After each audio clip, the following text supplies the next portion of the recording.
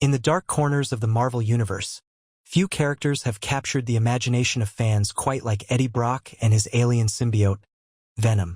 After years of chaotic battles, uneasy alliances, and bizarre humor, we now arrive at what has been called the final chapter of their story, Venom, The Last Dance. But is it really the end? Or is this simply another beginning disguised as a farewell? In this video, we break down the myths, the facts, and the hidden truths behind this much-anticipated film. First, let's address the biggest myth that's been floating around since the early announcements. Was this really always meant to be the final Venom movie? Many fans speculated that Sony would keep the Venom franchise going for as long as possible, maybe even pushing into crossovers with Spider-Man or the wider Marvel Cinematic Universe. But the truth is, Tom Hardy himself, along with director Kelly Marcel, confirmed that the plan from the very beginning was for Venom to end as a trilogy. It wasn't about box office numbers or reception. This story was designed to have a conclusion, a final bow for Eddie and his symbiote partner. The release date is now officially set for October 25, 2024, making it one of the most anticipated fall releases of the year. And unlike many other Marvel-connected films, this one carries extra weight because it's not just the next installment, it's the last. That gives every scene, every confrontation, and every choice Eddie makes a deeper sense of finality. So what do we actually know about the story? Official sources confirm that Eddie and Venom are now on the run. They're being hunted not just by the authorities, but also by powerful forces from both Earth and beyond. This isn't just another villain of the week setup. It's a chase for survival, a last stand against enemies determined to wipe them out. One of the most fascinating reveals is the introduction of Knull, the god of the symbiotes, whose shadow looms large over the entire storyline. While Knull might not be the central villain in this movie, his presence sets the stage for a larger mythos, and perhaps future stories within Sony's Spider-Man universe. But here's where the myths begin to spiral. Some fans have claimed that Spider-Man himself will make an appearance, finally uniting Eddie Brock and Peter Parker on the big screen. Others argue that the film will secretly set up crossovers with the MCU. As exciting as those ideas sound, there is no official confirmation of Spider-Man's role. What we do know, however, is that Venom 3 does not shy away from multiverse elements, as we've seen with previous post-credit teases. So while the door isn't completely closed, fans need to separate wishful thinking from confirmed facts. Another common myth is that Venom's story will simply end in tragedy, with Eddie or the symbiote dying permanently. But in comics, Venom's legacy has always been fluid. Death is never truly the end. What's more, early hints from the production suggest that while this may be Eddie and Venom's last journey together, the symbiote legacy itself, especially through characters like Knull, is only beginning to grow. This means the story could end with a bittersweet goodbye, while still planting seeds for the future of symbiotes in the Marvel film universe. As we dive deeper into the myths and truths of Venom, The Last Dance, one thing is clear. This isn't just another superhero movie. It's a test of survival, loyalty, and legacy. The stakes are higher, the enemies more dangerous, and the outcome more unpredictable than ever before. As the chase for Eddie and Venom intensifies, the film promises to explore one of the deepest aspects of their relationship, the bond between host and symbiote. For years, fans have debated whether Venom is simply using Eddie, or if there's a genuine connection that goes beyond survival. One of the biggest myths around this film is that Venom will ultimately betray Eddie, choosing a new host in order to live on. While this makes sense in theory, given how symbiotes in the comics often switch hosts, there are strong signs that this film is designed to show the evolution of their partnership, not the collapse of it.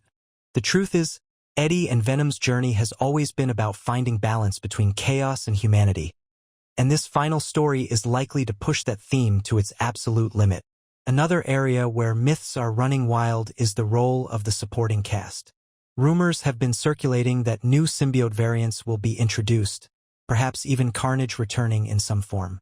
While it's true that the symbiote lore is filled with endless variations and spin-offs, the studio has kept quiet about any major returns. What we do know, however, is that the antagonist force chasing Eddie and Venom is more organized and relentless than anything they've faced before. This isn't about one villain, It's about an entire system that sees Venom as a threat that must be eliminated, that makes the odds stacked higher than ever, creating a sense that Eddie and Venom truly are dancing their last dance together. Now let's talk about the possibility of crossovers. Ever since the first Venom film, fans have been asking the same question. When will Venom meet Spider-Man? Post-credit scenes from previous installments gave us teases of multiversal shifts and even glimpses of Tom Holland's Spider-Man universe. The myth here is that Venom 3 will fully deliver on this meeting, finally uniting two of Marvel's most iconic characters. While the official word is still silence, it's important to note that the multiverse has become one of Marvel's most powerful storytelling tools. Even if Spider-Man doesn't directly appear in Venom, The Last Dance, the connections are there, and the door remains wide open for future crossovers. A particularly interesting detail comes from the film's title itself, The Last Dance. What does this mean? Many fans believe it's symbolic of Eddie and Venom's final stand together, their last performance before bowing out. But it could also carry a deeper meaning, referencing the way the symbiote operates, a constant back and forth, almost like partners in a deadly dance of survival. This interpretation aligns with director Kelly Marcel's approach, as she has described the film as both a love story and a farewell. That love story may not be romantic in the traditional sense, but it's about loyalty, sacrifice, and the bond that has kept Eddie and Venom alive against impossible odds. Another myth worth addressing is whether this movie will set up the broader Marvel multiverse, perhaps leading directly into projects like Avengers, Secret Wars. While this is an exciting theory, the reality is more grounded.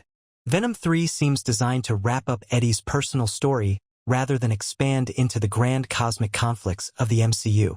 Still, fans should pay close attention to post-credit sequences, because if there's any place for major hints and setups, it's there.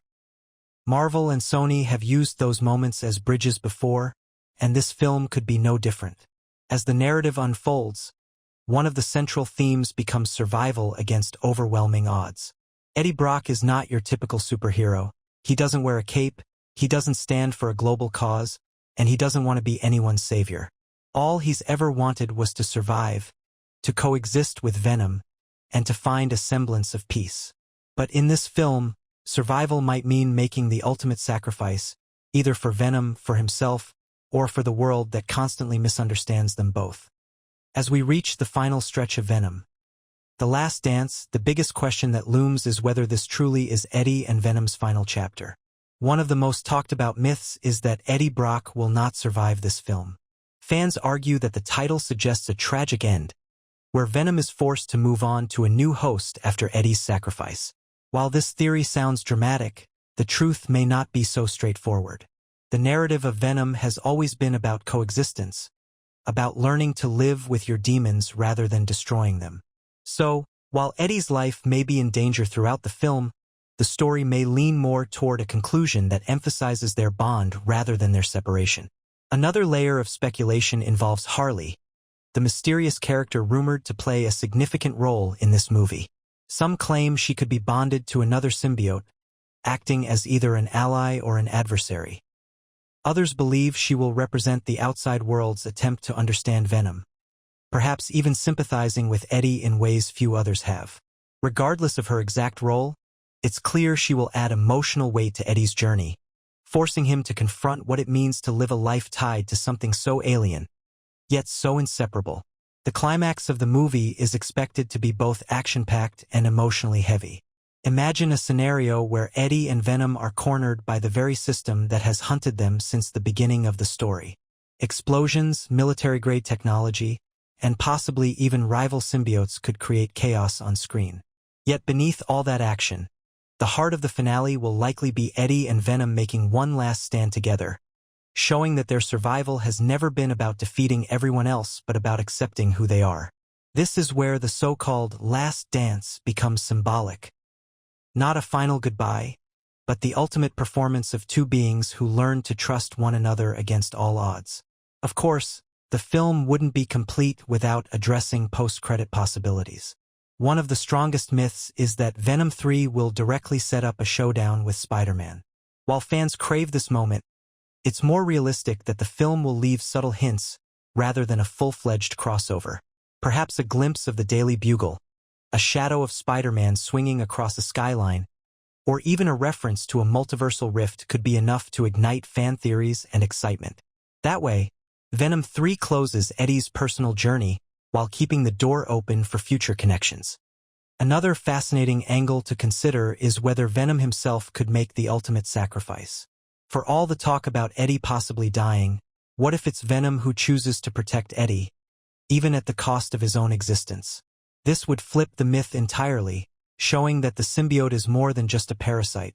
It is a partner capable of loyalty, sacrifice, and even love in its own twisted way.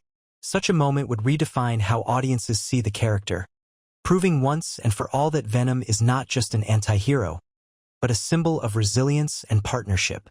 By the time the credits roll, Venom: The Last Dance will likely leave fans with mixed emotions: excitement, sadness, and maybe even hope. Myths will be shattered, truths will be revealed, and audiences will walk away knowing that Eddie Brock and Venom's story was never just about monsters and battles. It was about the struggle to belong, the pain of being misunderstood, and the rare beauty of finding a bond that transcends everything else. Whether this truly is the last chapter or simply the end of one era, one thing is clear: Venom has cemented his place as one of the most unique and compelling characters in modern superhero cinema.